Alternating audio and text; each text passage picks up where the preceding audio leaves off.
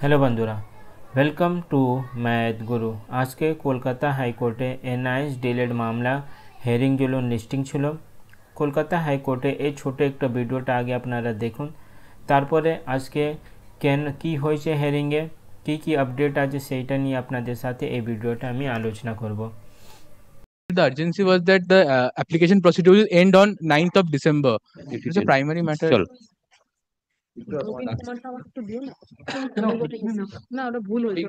আশা করি আপনারা ভিডিও দেখে নিয়েছেন। আজকেও এনআইএস ডিলেড মামলা হেয়ারিং হলো না।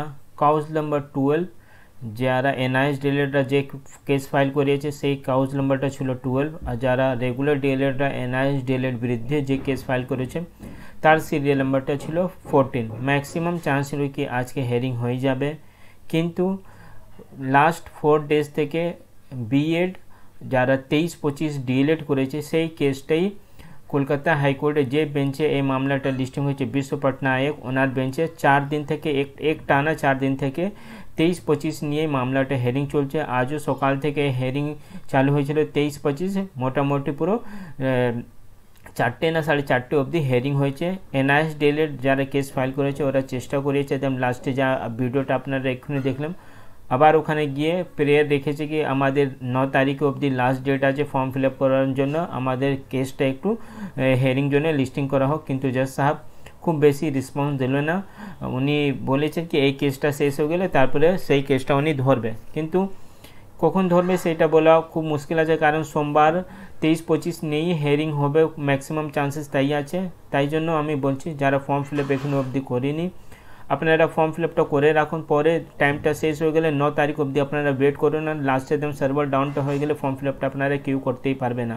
তো যারা এখনই অবধি ফর্ম ফিল আপ করেনি আপনারা ফর্ম ফিল আপটা করে রাখুন, পরে যা হবে সেটা পরে দেখা যাবে। 500-600 টাকা এমনি কোথায় চলে যায় সেটা আমরা বুঝতে পারি না, তো ফর্ম ফিল আপ জন্য সেই টাকাটা আপনারা মুখটা দেখুন না।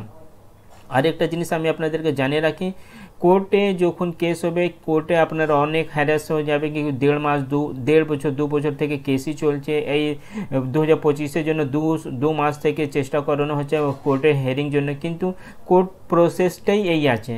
যদি খুব তাড়াতাড়ি আপনাদেরকে কোনো রেজাল্ট আপনারা ভাবছেন কি আমাদের খুব তাড়াতাড়ি রেজাল্টটা দেখাও, তাহলে একটি আমাদের অপশান আছে পলিটিক্যাল লিডার সাথে দেখা করতে হবে, বিশেষ করে এডুকেশন মিনিস্টার আর মুখ্যমন্ত্রী, নাহলে অভিষেক ব্যানার্জির সাথে দেখা করতে হবে, তারপরেই আমাদের এই সমস্যাটা যে তাড়াতাড়ি সমাধান হতে পারে।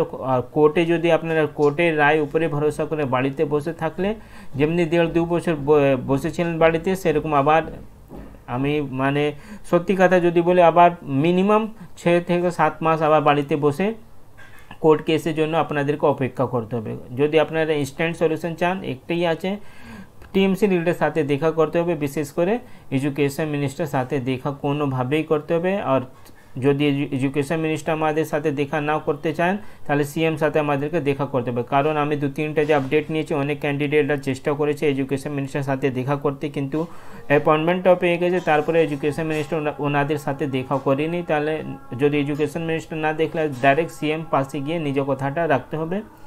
আজকেও কিছু ক্যান্ডিডেট আপনাদের টিএমসি ভবন গিয়েছে, সেখান থেকে কোনো নতুন আপডেট আসলে আমি আপনাদেরকে দিয়ে দেবো। চ্যানেলে নতুন থাকলে চ্যানেলকে সাবস্ক্রাইব করুন। Thank you.